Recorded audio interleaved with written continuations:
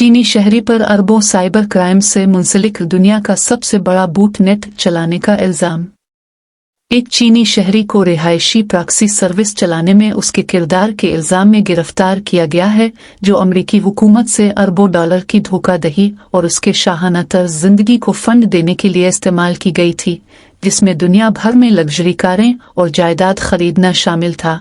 महकमा इंसाफ ने बुध को ऐलान किया।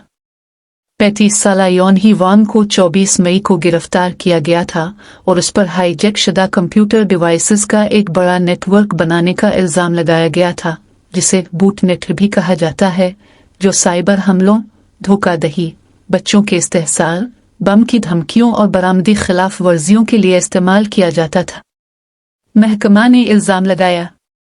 वांग ने बूटनेट का इंतजाम किया, जिसे 911S5 कहा जाता है। 2014 से 2022 तक दुनिया भर में तकरीबन 150 सर्वर्स के जरिए गुज़िश्ता हफ्ते गैर सेल किए गए फर्द जुर्म के मुताबिक